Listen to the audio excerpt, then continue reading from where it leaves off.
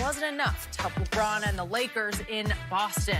The two LA Stars combined for only 24 points as the Lakers ended up getting routed 139 to 107 by the Celtics. Former Lakers player and head coach Byron Scott joining us this morning. So good to have you. Yeah. So good to be here. Now, did that hurt your heart last night just a little bit? Any loss to the Celtics hurts my heart.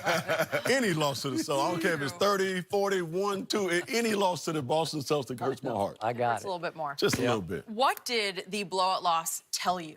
To be honest with you, it didn't tell me anything. It's 41 games into the season. You're going to have games like this, you know, during the course of the season. So that loss didn't tell me much. It told me one thing, that Boston is a very good basketball team. Right. But when you bring back Anthony Davis, the Lakers have been playing pretty well without Anthony Davis in this stretch. So you bring him back, you got to, you know, integrate him back into the system. And I think that kind of threw their timing off a little bit. But as far as the scheme of things, didn't tell me anything. The Lakers are still the team to beat. Yeah, I mean, you can tell. He's rusty. He's been off. Today would have been exactly 2 weeks since he last played a ball game. Plus, he got 2 quick fouls, and Vogel yanked him, and then they lost all. So he wasn't able to get a rhythm, and they probably thought, coming out the win, because they played well without Anthony Davis, as Scott mentioned. So now we just did a number on Houston. We feeling good. We get AD back. Oh, we about to do this thing. They jump out to an 8-0 lead. Probably thought Boston, who had been struggling over the last 2 weeks, Skip, they were just going to run it high. They're like, nope, timeout. They regroup, and they don't look back from there. So, look, I still believe they need somebody, a playmaker, because when LeBron goes to the bench, they struggle. That's always been the case, no matter where he's been. They struggle when he goes to the bench, and he can't play 42 as much as he's 17, he's been amazing. Skip, he can't play 48 minutes, even in the playoffs. Now, he might bump it up to 37, 38, maybe even 39, but he can't play all 48. So they got to do a better job of when he goes to the bench, still being able to run the offense, because he's really the only guy that can create for everybody else. Everybody else need to be created for. So they need someone else that can do that. Okay, so speculation running wild about Derrick Rose. Is he the answer to your question? I mean, I like him. He's playing unbelievable. I did not see this. I mean, I saw a little bit last year in Minnesota, but I didn't think he was going to play this good this year, but he's healthy. And I guess for the first time in a very long time, he's healthy. I like to see D. Rose, but what are you going to give up? You really only got one. You got one piece. That's Kuzma. Are you going to trade Kuzma for D. Rose? I don't know. Are you? Would LeBron vouch for that? No. I'll tell you what, there's another name out there, and Shannon, you're right. D. Rose is playing unbelievable basketball. There's no doubt about it. They do need another playmaker. There's no doubt about that. Darren Collison is a name that's been out there, retired. I think you can get him back. It's not going to cost you much, if anything. They're going to cost you anything. You know what I'm saying? Especially draft picks or players or anything. Yeah, that's true, too. Can't trade anything for him in the first place. But you got a guy that's sitting there who's a proven veteran, who's played in this league, great two-way player, because he can get you in the offense, can make shots, can get to the basket, and can defend. So I think that would be a perfect fit for the Lakers right now. I remain a Kyle Kuzma fan. I see him on some nights. You want to talk about fearless, just like cold-blooded fearless? He's got that gene in him, and yet he doesn't seem to fit in the flow of the LeBron AD Lakers. Like he's the third wheel that they're not quite comfortable with, because he is going to jack up shots, and he's going to miss some shots. But when he gets on a roll, no one on his team can make shots on a roll like he can make them. So to me, there's some non-fit going on here where they need to move him just to clarify the chemistry of the team, even though I still say he should be the closer for this team. What's your gut on? You know what, I like Kyle Kuzma as well. And I think he is the third best player on this basketball team. And I think he is the guy that you got to look at when you look at AD and you look at LeBron. He's the next person. There's no doubt about that. But being the third guy on a team like this, sometimes you're going to have those peaks and valleys. Because you're not going to get 20 shots every night, between 15 and 20. Sometimes you're going to get 8 shots. Sometimes you're going to get 15 shots. So he's never going to get into a great rhythm, you know what I'm saying, Skip, on a day-to-day basis, because the ball's not going to be in his hands all the time. You know, so he has to figure that out as well. So you got two superstars that I think, given time with Kyle, they will figure this thing out. And I think at the end of the season, all three of those guys will be rolling. What's happened to Kyle is that he's a starter.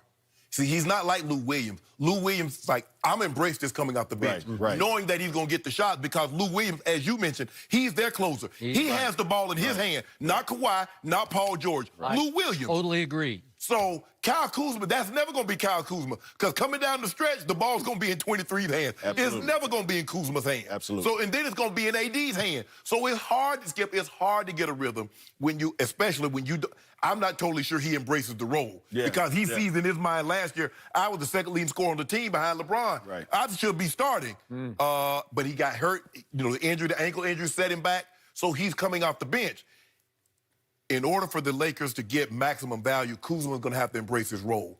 And there are going to be some nights, Kuz, they don't need 20. They need you to play very good defense. So if you're not giving them 20 and you playing crappy defense, bro, you have no use. They got to do a better job of defending, too. They put the team in the bonus at 8 minutes to go. Yeah, I mean, the foul situation last night was crazy. You know, you got to do a better job of moving your feet without fouling. There's no doubt about that. Now, one of the things that happened early in the season with the Lakers is that they were the best defensive team. Right. You know what I'm saying? They were by far the best defensive team, along with that other team in L.A. We won't mention them, but that other team, you know, they're pretty good, too. Get to them. Yeah, we'll get to them, but that other team, they're pretty good, too. Right. But they were hanging their hat on the defense. AD talked about this in preseason. Right. We got to be accountable on the defensive end. I think they're having a little bit of a slippage on that end of the floor right now, and they got to get back to having that type of identity. Boy, they can defend the rim, man. Right, but but that's the thing, though, Skip. Where they're messing up is the rotation on the perimeter. So when somebody's supposed to show, all of a sudden, they're letting guys walk into threes. Right. Dude, you're a big walk. Look, I understand Tice, is that how you say his name? Daniel Tice. Skip, you can't just let him walk into a three. They're letting Jason Tatum walk into threes. They're letting Kemba Walker just casually dribble the ball up the court. Bruh, you got to get up on him big. You got to push up.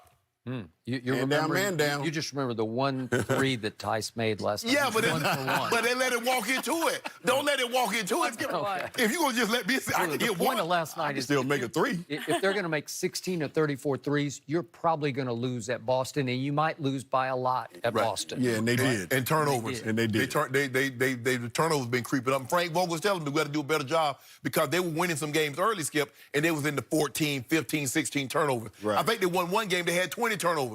Frank said they got to be careful of that, Now the turnovers creeping back up there again, and they're losing these games. You can't keep. I looked the one time, and the Celtics had 16 more shot attempts. That's because you turned the ball over and you didn't get an attempt up. So I'm going to put you on the spot here. Speaking of that other team, the team that we say stays in the basement at Staples, they're about to play their third game next Tuesday night at Staples Center, obviously. This is going to be a Lakers home game, if I recall, right? All of them Lakers home games. I say the last one was Lakers home game, too, but it don't matter. Yeah, it don't matter. So the basement team has won the first two games. Yes, they have. Better team right now in your heart of hearts is the... Los Angeles Lakers. Because... Because they're the Los Angeles Lakers. They're the better team. I just think when you got two mega superstars like they do, and I'm not taking anything from the Clippers because Paul George is a hell of a basketball player. Kawhi Leonard is probably the best two-way player in basketball right now. But when you look at these two guys and the dynamic that they bring to the table, LeBron James can guard Kawhi. I'm not saying he can stop him. He can guard Paul George. I'm not saying he can stop him. And vice versa. Those two guys can guard LeBron. But they have nobody with the Clippers that can guard AD. And I think that's the difference maker. Now, we know Lou Williams is a factor. And again, that's when Kuzma and those guys on the bench got to show up as well. But when it's all said and done, Skip, in my opinion, I think the purple and gold will still be the better team. Montrez can try to guard AD. Try, but try ain't good enough. He's not tall enough. Yeah, try is not good enough. Because the other thing with AD is he can take you in the post. He can face up. He can take you off the dribble. And with Montel guarding him, okay, he's giving up 3 or 4 inches. All he's doing is just turn around, face up, and shoot over it. Now, if he goes for pump fakes, then he's getting to the basket, too.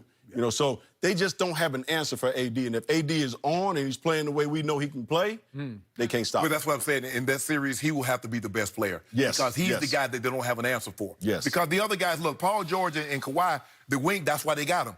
And you got that Bulldog Pat Bev. So they got 3 wing defenders that's as good as anybody in the league. But they don't have a post defender. in the first two fourth quarters of these games, AD was basically stopping himself, Yeah. right? Huh. Learning experience. Okay. You know, early. So But don't before worry, that we got some do on this already.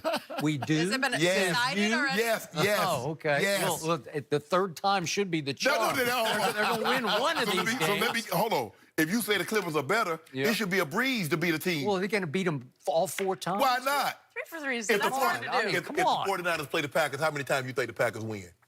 This year? 0. Not too many. They got the 0. greatest quarterback Zero. ever. They should Maybe win not too many. 2. Well, you got the best player in the NBA. They know what you say Kawhi is? Two-way. No, you say he the best ever. He's I the didn't best right now. say that. No, he's the best right now. No, I didn't say that. Oh, he's not?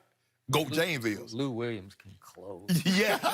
He might be the best in the league. He might be. Hey, He might Lou be the get best buckets. closer in the league. Yep. When they say walking buckets, Yep.